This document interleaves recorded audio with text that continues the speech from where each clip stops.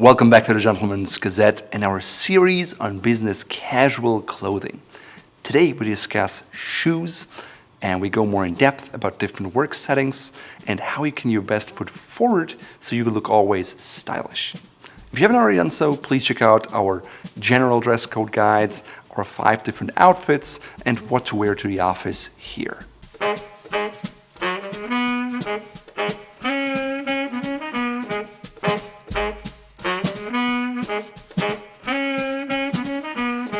Business casual today is one of the most widely spread dress codes, yet it's often vaguely defined. Because of that, we created an in-depth guide, but the golden rule to keep in mind is that you always have to adapt to your company and the culture within.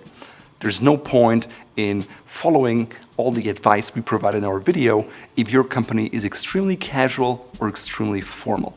You simply have to figure that out. The best way to do that is to observe what others are wearing or to ask your supervisor. Well-made shoes from quality leather that is expertly polished can really upgrade a cheap suit. At the same time, a cheap pair of shoes can bring down a $5,000 bespoke suit. So first, let's look at what business casual shoes mean in a context of traditional white-collar environments, such as law firms. Because you're in this traditional environment, chances are even business casual is more formal than in other places. Now, that doesn't mean that you should wear your black cap-toe Oxford, because that would still be too formal, and while it's great with suits, for business casual, you can be a bit more daring. For one, that means wearing a derby shoe. Derbies have an open lacing system, and because of that, they're always slightly less formal than an Oxford.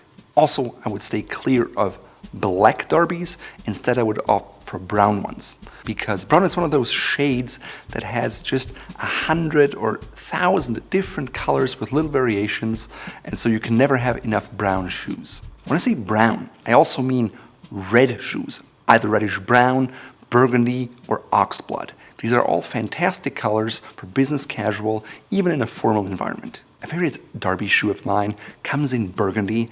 It's made on a Parisian last, which is still quite elegant, and so I can wear it with a suit or for business casual very easily. Alternatively, I could wear a burgundy monk strap, either in dark chocolate brown or maybe in red.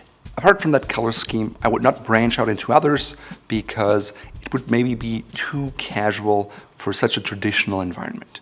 That means no gray shoes, no olive green shoes. Stick with shades of brown and you'll be good. Whether that's a very dark brown, a medium brown, chestnut brown, or very light tan is up to you. But just keep in mind, the lighter the shade of brown, the more casual the shoe. Likewise, the more broguing you have on the shoe, the more casual it is. Apart from the color, leather texture can also have a huge impact on how it's perceived. For example, suede shoes are always softer and more casual. So for example, a dark brown suede shoe will look about as informal or casual as a regular polished leather tan shoe. Overall, it's very important that your shoes work well, not just with the rest of your outfit, but with the socks and the pants in particular, because they're right next to your shoe. To learn how you can put together interesting outfits that work pretty well in a business casual environment, please check out this video here. Second, let's go a notch down and determine what business casual shoes look like in other traditional environments that are not quite as formal. If you work in a service industry, in sales, or other trade positions, chances are you still have a lot of client contact, and even though it's not required of you to be well dressed, and sometimes it may come off as aloof or not appropriate, people will still judge you. And if you look frumpy in sweatpants with a hole that are all dirty, people will think less highly of you. They will assume that you're less competent than if you would wear, let's say, a nice dress shirt with a pair of chinos. If you're just at the office and never have client contact, your employer will likely have specific ideas of what's acceptable and what's not. If that's not your office, I suggest to just stay clear of sneakers because sneakers are quite casual. The same is true for tennis shoes, Nikes, Adidas. It's simply not a work-appropriate shoe. Fine for the gym, not for the office. In this segment, one of my favorite colors is green, which is highly underrated in menswear, and I talk more about why and how in this video. Just think about adding a dark green Oxford Fullbrook wingtip shoe in suede. It's quite dark, people wouldn't notice it right away, yet it's very different than a traditional dark brown wingtip Oxford. Alternatively, a nice olive green with a beautiful patina on an elegant long last is really something that will provide a lot of contrast with the pants and slacks you're wearing. Therefore, it'll stand out in a way, but it's still subtle enough that it could be mistaken for a dark brown shoe at first glance. In recent years, dress shoes uppers with white rubber or sneaker soles have become extremely popular. Now, personally, I don't wear those because I don't want to go casual and wear boat shoes or some sneakers, or I wear leather dress shoes with a leather sole. That being said, if you really dig the white rubber soles on a shoe, simply go for it. It's something that you can wear, you can pull it off. It's definitely more of a statement, and I've even seen like red soles, yellow soles, or blue soles. So assume that people will judge you. They will make assumptions about you, and if you're okay with that and you can wear it confidently, go for it. Of course, if you're into classic men's clothing and a traditionalist, this is not an option for you, and in that case, stay with nicely polished leather shoes. So what about regular rubber soles? While they are acceptable and no one will ever call you out for it, personally, I much rather prefer leather soles.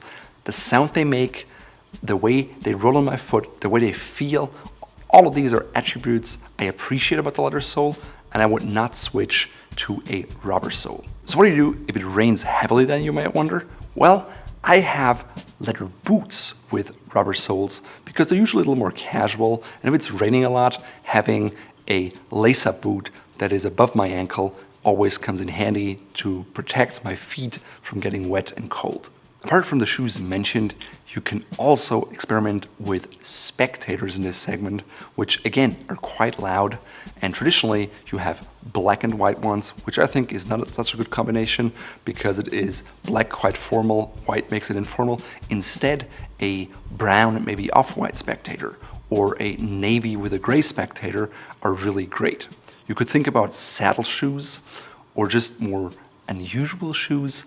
In general though, I'd always suggest you stay clear of square-toed shoes, rubber soles, or any kind of metalwork or reflective leather such as silver or gold, because they're not really part of a gentleman's wardrobe. So what are business casual shoes in a startup environment? Frankly, the sky's the limit, and it can be anything from flip-flops over Vans to very extraordinary Gucci loafers. Most young startups won't even have a dress code, and so it's all about what you're comfortable with and about their culture and how you fit in. Now, just because you can wear anything doesn't mean everything has the same level of benefits for you. That being said, a nice pair of leather shoes or boots will always make you look more dapper and more grown-up than wearing some colorful sneakers or tennis shoes. In terms of colors or leather textures, really anything under the sun goes here. Even flip-flops or alpargatas are acceptable, but frankly, I would simply not wear that, but I guess I'm not telling you anything new here. Now that we covered 3 different environments, let's talk about general guidelines that may help you to look stylish in your workplace. As a general advice to your wardrobe, and if you want the biggest bang for your buck and the lowest cost per wear, I strongly suggest to not invest in shoes that fuse modern style and traditional style. Why, you might wonder? Well, mashing together formal and informal elements will mean it's a very trendy shoe, and it may be great at the moment, but it's just a fashion and a fad, and it will disappear in just a few years of time. So even if you have the most highest quality leather shoe with a blue sole, chances are you're tired of it in a year from now. Instead, buy classically styled shoes and try to find something that works with your style. For example, you could go with medium brown penny loafers, or you could go with cordovan tassel loafers. Alternatively, if you want even more casual, you can have suede green tassel loafers, which are very casual, yet still classically rooted.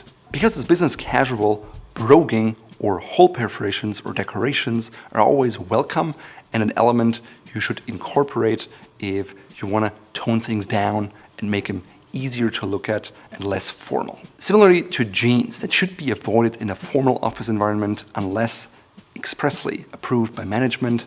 You should also keep sneakers out of the office. Now that you know a lot about business casual shoes, what are times when you should avoid wearing them and step up your shoe game and just be a little more formal? For example, think of important meetings with a board, maybe with your most important client or the CEO who is known to be a clothes horse. In those situations, you definitely want to take it up a notch and put your best foot forward. During work-related events, conferences, or symposia where you represent your company, or maybe during a media interview, it really pays to have nice leather dress shoes in a darker color because they won't stand out and people won't just focus on your shoes, but rather on what you say and the point you want to bring across. Likewise, if you're interviewing for a position, it always pays to put on the proper interview attire, and to learn more about that as well as other interview preparation guides, please check out this video series here.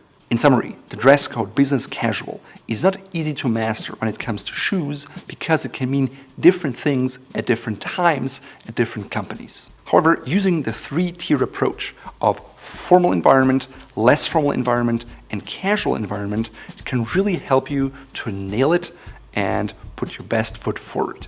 Last but not least, if you're unsure whether something is appropriate or not, chances are it is inappropriate, otherwise you wouldn't have thought about it in the first place. And if even that doesn't help, always keep in mind being slightly overdressed is always favorable to being slightly underdressed.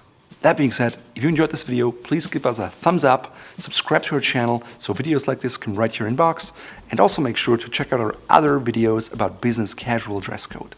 In today's outfit, I'm wearing a mid-level business casual outfit that does not contain a tie or any form of a neckwear.